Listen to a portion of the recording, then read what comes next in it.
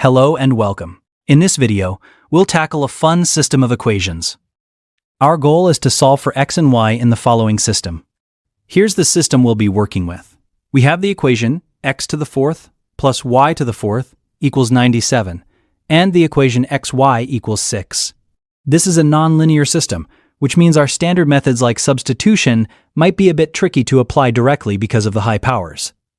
So our main objective here is to learn how to solve this specific nonlinear system using algebraic manipulation. By the end of this video, you will be able to solve for x and y in this system of equations. Our first step is to use the second equation, xy equals 6, to simplify the first one.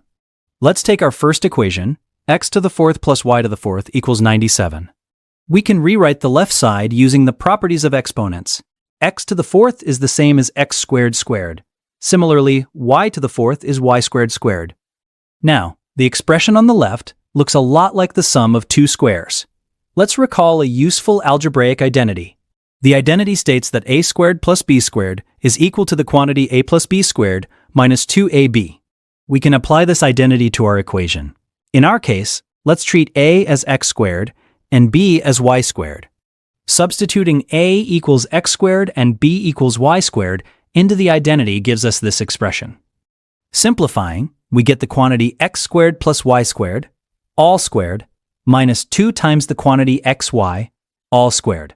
This transformation is key because it introduces the term xy quadrant, which we know from the second equation. This has helped us simplify our expression and is a great algebraic strategy to remember. Now that we've rewritten the first equation, let's plug in the value for xy that we know from the second equation. Our system of equations is x to the fourth plus y to the fourth equals 97, and xy equals 6. From our previous work, we found that x to the fourth plus y to the fourth can be rewritten as the quantity x squared plus y squared, all squared, minus 2 times xy squared.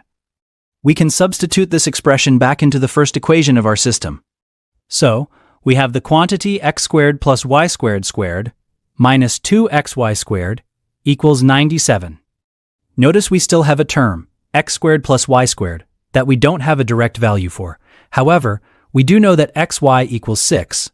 Let's substitute that in. Substituting 6 for xy, we get x squared plus y squared squared minus 2 times 6 squared equals 97. 6 squared is 36, and 2 times 36 is 72. So the equation becomes x squared plus y squared squared minus 72 equals 97. Now we have a simpler equation to work with. We've successfully simplified the problem using substitution. Our goal now is to find the value of x squared plus y squared. Our current equation is x squared plus y squared, all squared, minus 72 equals 97. To solve for x squared plus y squared, we first isolate the squared term. We can do this by adding 72 to both sides of the equation. 97 plus 72 is 169. Now, to find x squared plus y squared, we need to take the square root of both sides. Remember that taking the square root gives both a positive and a negative solution. So, x squared plus y squared can be positive 13 or negative 13. Let's consider these two possibilities separately. Possibility 1, x squared plus y squared equals 13. Possibility 2, x squared plus y squared equals negative 13. Now, let's think about case 2. Can the sum of two squares be negative? No. For any real numbers x and y, x squared and y squared must both be non-negative. Case 2 is impossible for real numbers. This means we only need to consider the first case. So we've established our first key result. X squared plus y squared equals 13. We've made great progress. We now have two simple equations involving x and y, and we can use them to find our solutions.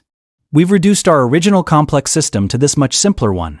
X squared plus y squared equals 13, and xy equals 6. Let's use a technique called substitution. From the second equation, xy equals 6, we can solve for y. Dividing both sides by x, we find that y equals 6 over x. We can now substitute this into our first equation. Substituting 6 over x for y, we get x squared plus the quantity 6 over x, all squared, equals 13.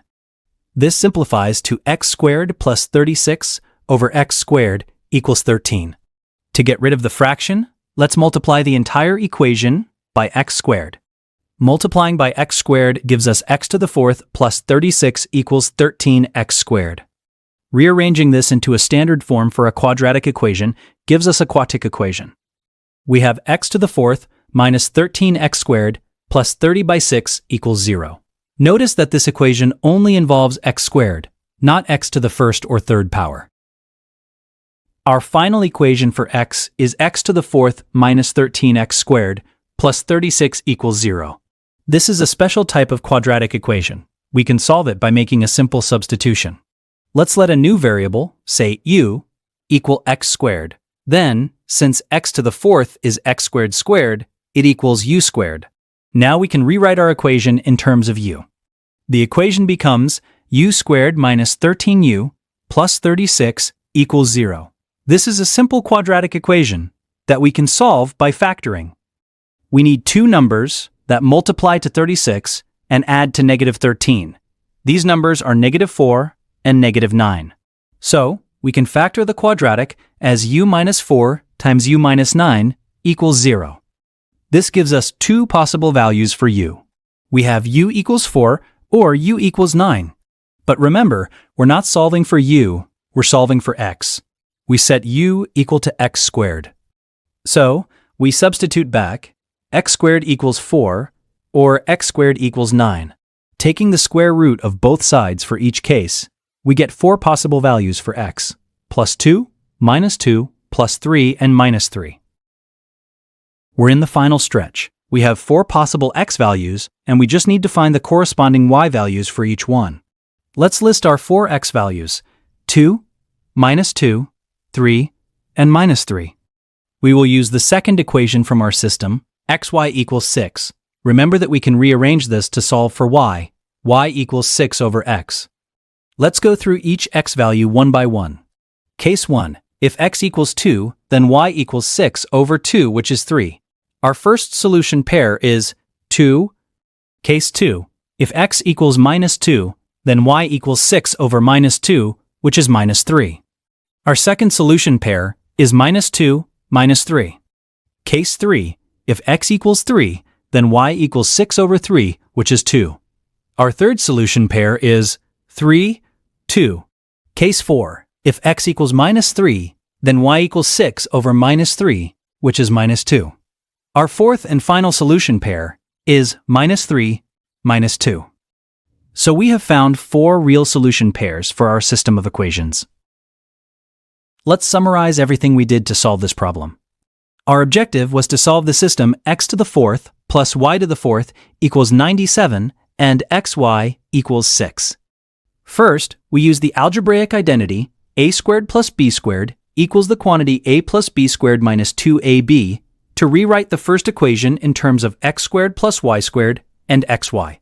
This transformation was the key that unlocked the solution.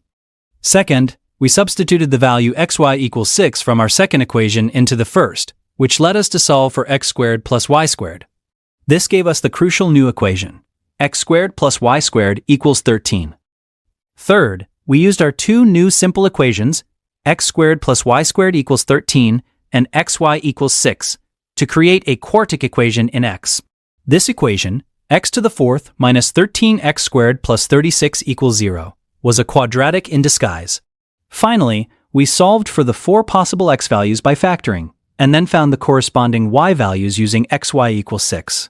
This yielded our four solution pairs, 2, 3, minus 2, minus 3, 3, 2, and minus 3, minus 2. Thank you for watching. I hope you now feel more confident in tackling these types of nonlinear systems of equations.